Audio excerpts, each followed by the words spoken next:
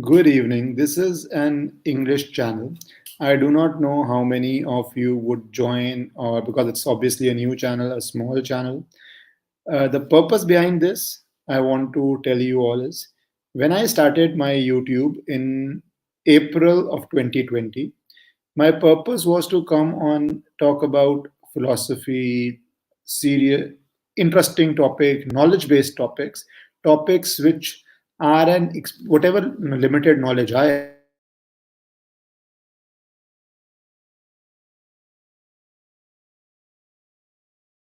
it in a of starting YouTube because I had tried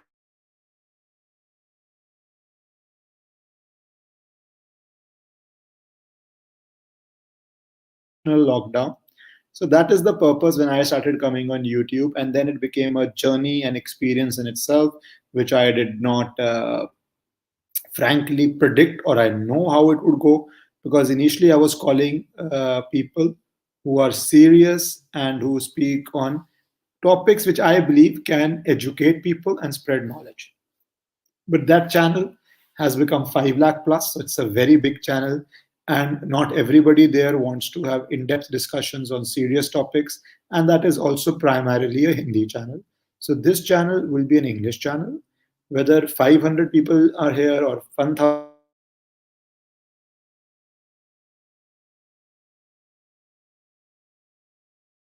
care. I would like to come here and discuss topics and serious topics. I don't know how many people would be uh, joining every time, but it is not how many people join. It is about whether people find things which are important, knowledgeable, and necessary to them. So the topic I came to discuss today is secularism.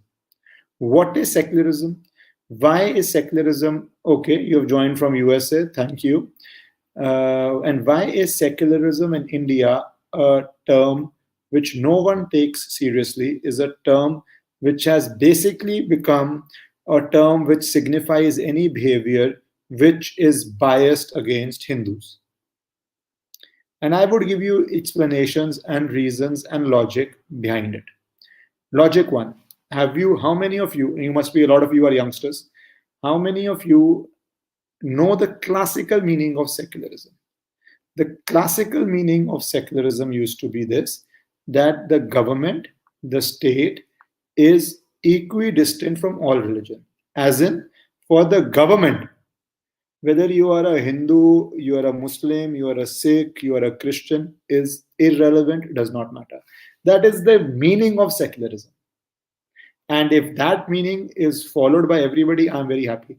I do not want anybody to have any special rights or special privileges based on what religion they have. That is secularism. Hello from Caribbean. Okay. I think this is English channel, so most people will join from abroad because I saw people from US, Australia, and now from Caribbean. Kailash Bedi. Okay. So, but what is happening in India? I will tell you a statement made, and this is, you can see, it's a statement of 2016, 2006, by the then Prime Minister, Manmohan Singh. And while I was on Times Now, I alluded to this. Can you see the date? 9th December 2006. Right? This is 14 years before. A lot of you must not have been very mature when this came. He said, as a sitting Prime Minister, on Saturday said plans for minorities, particularly Muslims, must have the first claim on resources so that the benefits of development reach them equitably. We will have to devise innovative plans to ensure that minorities, particularly the Muslim minorities, are empowered to share the fruits. They must have the first claim on resources. I repeat, they must have first claim on resources. Now, this is a very shocking statement for anybody to say. As a prime minister to say, I'll tell you why. If you said that minorities and majority have equal claim on resources, I would clap. Because it is true, I do believe that minority, be it Sikh, Christian, uh, any other minority that people want to follow, Muslim, or any other minority, I'm not getting into the debate of religions. They all have equal rights. Perfectly good, no problem. But the problem in India became where you say that some people will get first right, preferential right based on religion. That is not secularism. That is so not secularism. Secularism has a clear defined meaning. Everybody will be treated equally. That's all. But did any of you know that a Prime Minister of India said that a poor person, there are poor in Hindu, there are poor in Muslim, there are poor people in Sikh, there are poor people in every community, in every religion, in every social grouping. There are some who are middle class, there are some who are lower than middle class, there are some who are poor, and there are some who are rich, right? So how is it justified that a particular minority will get first right on resources? And how many of you knew this? How many of you knew this? It's 14 years ago. Even I'll tell you something, I wasn't very politically aware. I was also very young when this statement was made. Some of you must be teenagers that time, and some of you are even today not very political. But the question is then, what happens when statements like this are made? When statements like this are made, there is what is called, how many of you know the term reverse polarization? Which is that when somebody hears that X community will get special preferences, that reverse polarizes the other community, which is not good for either the minority or the majority. That is not good for anybody then.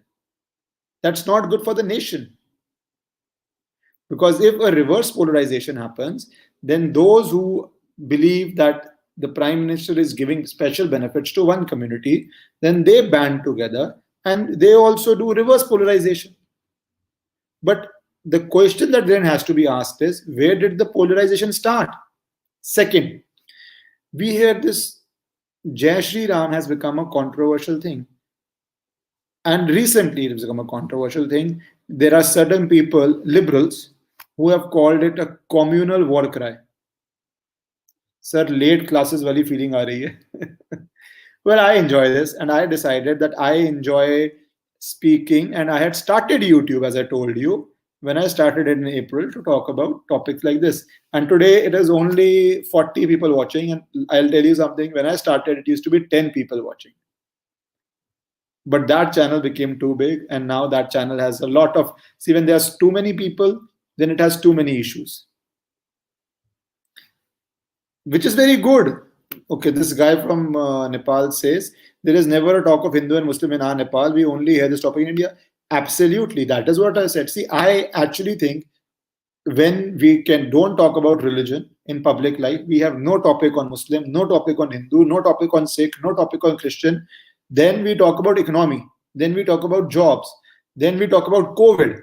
Is everybody getting vaccination or not? I have spoken about it, that I believe every Indian should get vaccination, whether you are 80, and I am already COVID affected. So if vaccination happens, it will not benefit me. I have talked to doctors, they tell me that if you get COVID, after you recover, there are antibodies in you. So for 3 months or maybe 6 months, I anyways, hopefully, am immune. So I am not talking for myself. When I say that vaccination should be done for everybody, including 18 to 14, and I would like to talk about those topics. Like somebody from Nepal said, we don't have this discussion there. The discussion should not be in India. But if you have a sitting prime minister coming and saying that minority, especially ex-minority, will have first right on resources, then that does become a talking point. And that would lead to reverse polarization. Why would it not? And honestly, I'm telling you, neither is polarization good for the nation, nor is reverse polarization good for the nation.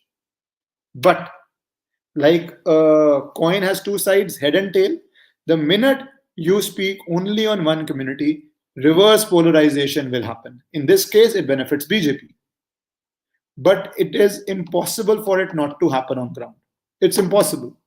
And honestly, I don't think so the nation benefits. So then why is it so that when Manmohan said this, I had hoped media would have done debates, called it a communal speech, said that I can understand you saying poor have the first right on resources. I can understand that. Poor have the first right. But that is not for religion. That's based on certain people in our society need more help, and certain people in our society, God has been kind either because of their birth. See, so many of us are lucky because of our birth. So many of our lucky of our, us are lucky that we have both hands, both leg, a functioning brain. I don't know how many of us have intelligent brain, but at least we have a functioning brain. We are lucky that our parents could afford to send us to school. There is this term called ovarian lottery. How many of have you seen the term ovarian lottery? How many of you know the term ovarian lottery? Let me see. This is our luck, yeah. Ishkaran has done nothing good. Let me read some name. Kiran Kranti has done nothing good. Soma Bhakta has done nothing good. Raki Ravi has done nothing good. If you are lucky that you were born in a family which could afford to send you to a good school, and unfortunately others were born in a family which did not have the resources to send them to a good school, you have done nothing. You have just won the lottery. You have just won the lottery that you were born of parents who could send you to. Oh, this is interesting. I like this. I was honestly under the misconception that you are not fluent in English. I do so many English debates. You must have not seen me on debates. But the small channel, that's the advantage. Now I am easily reading your comments. They are not going what I call in Hindi, dhar, dhar, dhar, dhar, dhar. In a 5 lakh plus channel, the comments go so fast I can't. Well, I do think I have a nodding acquaintance with English language. And my initial channel was English.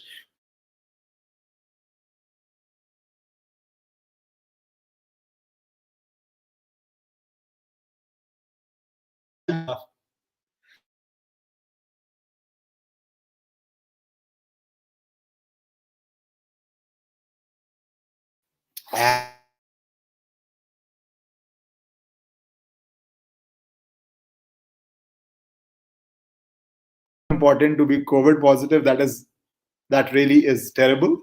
That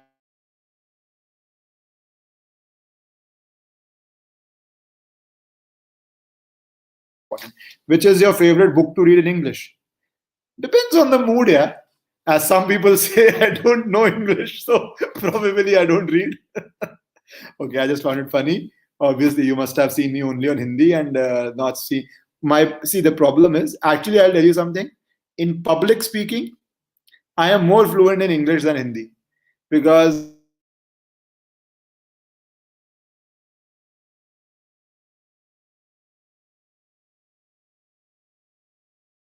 2015 or 16, I think 15 or 16, did I start doing Hindi public speaking.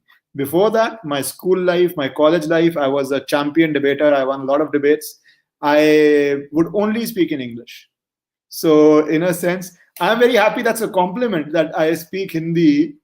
At least I debate in Hindi so fluently that you felt I don't understand English.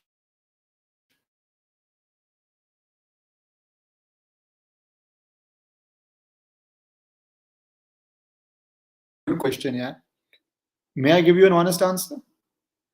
I learned reading because, well, it's too honest an answer, so I don't want to get into it. But I had learned reading because I was a very introverted, shy person. That's surprising, right? I was painfully shy. I used to be in my own world. Even the sports I would play in very young age would be swimming and running. So those are sports which are very solitary sports. So you have enough space to live in your own world, think your own things, think your own thoughts, right? So I used to be a very introverted sort of.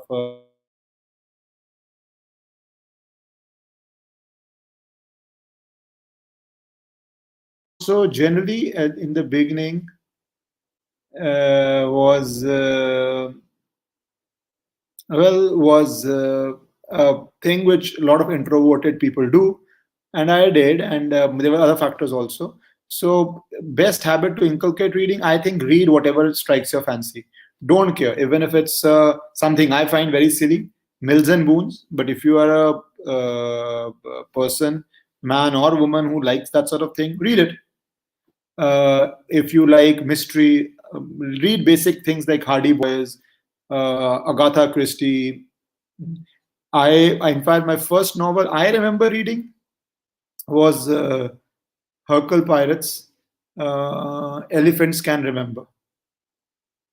Okay, so Elephants Can, I don't think so I fully understood it because I was very young when I read it, but I did read it. So anything like that, read, don't bother about reading something which is very dense or heavy or knowledgeable. Anyways, yes, I have changed the topic. So I was back to secularism. Thank you for reminding me, Sheetal Sai. So please understand, as a nation, and for your friends, whether they, whatever religion they belong to, the minute a political party does favoritism in its policies to any one religion, that is not secularism, because then they are building the seeds of reverse polarization. Example, the Honorable Supreme Court in 1980s came with a judgment called Shah Bano. How many of you are aware of it? How many of you are aware of Shah Bano judgment? It's a judgment which did nothing. It was a judgment between people of the same religion. It ensured that women got certain maintenance, which is the modern law, when a divorce happens. And this was applicable to people belonging to the Muslim religion. The same way, people belonging to Hindu religion, women, get maintenance. People belonging to Sikh religion get maintenance. People belonging to any religion get maintenance, right? That's the modern civilized law, that a woman contributes immensely to a situation, and if she is unable to provide for herself, there is maintenance. So this judgment came on maintenance, but to please certain people who did not like that judgment. And let me be very honest, conservative elements are in all religions. It's not about one religion. Oh, good. It's a case of maintenance under Section 125 of CRPC. Very good. You're absolutely right. Thumbs up to you. So that was the issue. And then what happened is, you pass a law to overturn that, so that you believe that X vote bank would be happy with that. What happened? That led to what I called reverse polarization. So that is why, in the end, any policy which is designed specifically for one religion is in the long run bad for that religion also. It is bad for that religion also. Because what will happen is, you will have a counter polarization, and then that is not good for the nation. That is why I always say, please focus only on what is a policy which is equidistant from all religions. The minute you start giving special treatment, others will feel you are doing injustice to them. And when they feel you are doing injustice to them, they will also band together.